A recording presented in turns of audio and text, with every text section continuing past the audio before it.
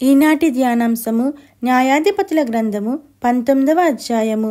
ఇశ్రాయేలీయులకు రాజులేని దినములలో లేవీయుడైన ఒకడు ఎఫ్రాయిమీయుల మన్యపు ఉత్తర భాగమున పరదేశిగా నివసించుచుండెను. అతడు యూదా బెత్లెహేములో నుండి ఒక స్త్రీని తనకు ఉపపత్నిగా తెచ్చుకొనగా అతని ఉపపత్ని అతనిని విడిచి ఒకనితో వ్యభిచరించి యూదా బెత్లెహేములోని తన తండ్రి ఇంటికి పోయి అక్కడ 4 నెలలుండెను. ఆమెతో ప్రియముగా మాట్లాడి ఆమెను తిరిగి తెచ్చుకున్నటకే ఆమె పెనిమిటి లేచి తన దాసుని 2 గాడిదలను తీసుకుని ఆమె యొద్దకు వెళ్ళగా ఆమె తన తండ్రి ఇంట అతని చేర్చెను. ఆ చిన్నదాని తండ్రి అతని చూచినప్పుడు అతని కలుసుకొని సంతోషించెను. ఆ చిన్నదాని తండ్రియగు అతని మామ వెళ్ళనీయనందున అతడు 3 దినములు అతని యొద్ద ఉండెను గనుక వారు అన్నపానములు పుచ్చుకొనుచు అక్కడ నిలిచిరి. 4వ నాడు వారు వేకువను వెళ్ళుటకు నిద్ర మేలుకొనగా అతడు లేవసాగెను. అయితే ఆ చిన్నదాని తండ్రి, నీవు కొంచెం ఆహారము పుచ్చుకొని తెప్పరిల్లిన తరువాత నీ త్రోవన వెళ్ళవచ్చునని తన అల్లునితో అనగా వారిద్దరూ కూర్చుండి అన్నపానములు పుచ్చుకొనిరి. తరువాత ఆ చిన్నదాని తండ్రి, దయచేసి ఈ రాత్రి అంతయు ఉండి సంతోషపడుము, నీ హృదయమును సంతోషపరచుకొనుము అని ఆ మనుషునితో చెప్పి అతడు వెళ్ళుటకు లేచినప్పుడు అతని మామ బలవంతము చేయగా అతడు ఆ రాత్రి అక్కడ ఉండెను. 5వ దినమున అతడు వెళ్ళవలనని ఉదయంన లేచినప్పుడు ఆ చిన్నదాని తండ్రి, నీవు నీ ప్రాణము బలపరుచుకొనుమని చెప్పినందున వారు ప్రొద్దువ్రాలు వరకు తడవు చేసి ఇద్దరూ కూడి భోజనము చేసిరి.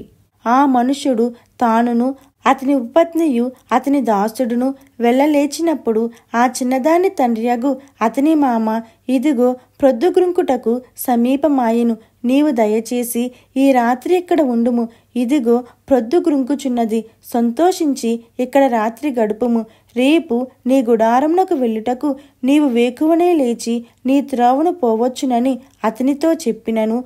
అతడు అక్కడ ఆ రాత్రి గడపనొల్లక లేచి వెళ్ళి యెబూసను యెరూషలేము ఎదుటికి వచ్చెను. అప్పుడు జీను కట్టబడిన 2 గాడిదలను అతని ఉపపత్నియు అతనితో కూడా ఉండెను. వారు యెబూసునకు సమీపించినప్పుడు ప్రొద్దు చాలా వ్రాలెను గనుక అతని దాసుడు, మనము యెబూసీయులదైన ఈ పట్టణము ప్రవేశించి దానిలో ఈ రాత్రి బస చేయుదము రండని తన యజమానునితో చెప్పగా అతని యజమానుడు, ఇశ్రాయేలీయులు కాని అన్యుని పట్టణము ప్రవేశింపము, గిబియా వరకు ప్రయాణము చేయుదుమనెను. మరియు అతడు, నీవు రమ్ము, ఈ స్థలములలో ఏదో ఒక ఊరికి సమీపించి గిబియాలోనే గాని రామాలోనే గాని ఈ రాత్రి బస చేసదమనెను. అప్పుడు వారు సాగి వెళ్ళుచుండగా బెన్యామీనీయుల గిబియా దగ్గరనున్నప్పుడు ప్రొద్దు గ్రుంకెను. కావున వారు గిబియాలో ఆ రాత్రి గడుపుటకు అక్కడికి చేరసాగిరి. అతడు చేరి ఆ ఊరి సంత వీధిలో ఉండెను. బస చేయుటకెవడును వారిని తన ఇంటికి పిలువలేదు. ఆ చోటి మనుషులు బెన్యామీనీయులు. సాయంకాలమున ఒక ముసలివాడు పొలములోని తన పని నుండి వచ్చెను. అతడు ఎఫ్రాయిమీయుల మన్య ప్రదేశము నుండి వచ్చి గిబియాలో నివసించువాడు. అతడు కన్నులెత్తి ఊరి సంత వీధిలో ప్రయాణస్థుడైన ఆ మనుషుని చూచి, నీవెక్కడికి వెళ్ళుచున్నావు, నీవెక్కడి నుండి వచ్చితివి అని అడిగాను. అందుకతడు, మేము యూదా బెత్లెహేము నుండి ఎఫ్రాయిమీయుల మన్యము అవతలకు వెళ్ళుచున్నాము. నేను అక్కడి వాడను. నేను యూదా బెత్లెహేమునకు పోయి ఉంటిని, ఇప్పుడు యెహోవా మందిరమునకు వెళ్ళుచున్నాను. ఎవడును తన ఇంట నన్ను చేర్చుకొనలేదు. అయితే మా గాడిదలకు గడ్డి మొదలైన మేతయు నాకును నా పెనకెత్తుకును నీ దాసులతో కూడానున్న నా నౌకరులకును ఆహారమును ద్రాక్షరసమును ఉన్నవి. ఏదియూ తక్కువ లేదని అతనితో చెప్పగా ఆ ముసలివాడు, నీకు క్షేమమగునుగాక, నీకేవైనా తక్కువైన యెడల వాటి భారము నా మీద ఉంచుము, మెట్టుకు వీధిలో రాత్రి గడపకూడదని చెప్పి తన ఇంట అతని చేర్చుకొని వారి గాడిదల కొరకు మేత సిద్ధపరచెను. అప్పుడు వారు కాళ్ళు కడుగుకొని అన్నపానములు పుచ్చుకొనిరి.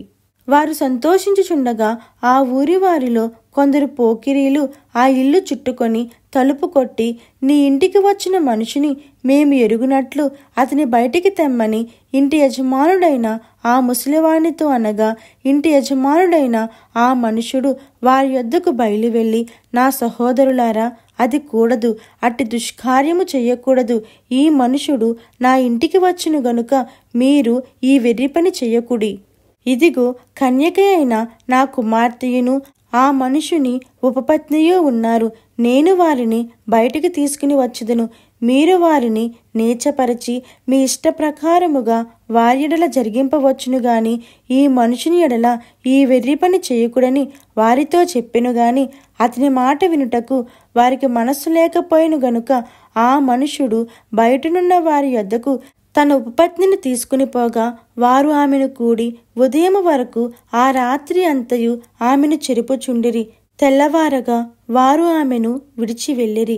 ప్రాతకాలమున ఆ స్త్రీ వచ్చి వెలుగు వచ్చు వరకు తన యజమానుడనున్న ఆ మనుషుని ఇంటి ద్వారమున పడియుండెను.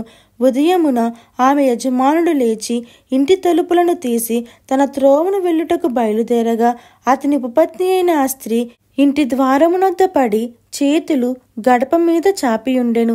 అతడు లెమ్ము వెళుదమనగా ఆమె ప్రత్యుత్తరమియ్యకుండెను గనుక అతడు గాడిద మీద ఆమెను ఉంచి లేచి తన చోటికి ప్రయాణము చేయసాగెను. అతడు తన ఇంటికి వచ్చినప్పుడు కత్తి పట్టుకొని తన ఉపపత్నిని తీసుకొని ఆమెను ఆమె కీల ప్రకారము 12 ముక్కలుగా కోసి ఇశ్రాయేలీల దిక్కులన్నిటికీ ఆ ముక్కలను పంపెను. అప్పుడు దాన్ని చూచిన వారందరూ, ఇశ్రాయేలీలు ఐగుప్తు దేశంలో నుండి వచ్చిన దినము మొదలుకుని నేటి వరకు ఇలాంటి పని జరుగుట అయినను వినబడుట అయినను లేదు. మీరు ఇది మనసునకు తెచ్చుకొని దీనిని బట్టి ఆలోచన చేసి దీనిని గూర్చి మాట్లాడుడని ఒకరితోనొకరు చెప్పుకొనిరి.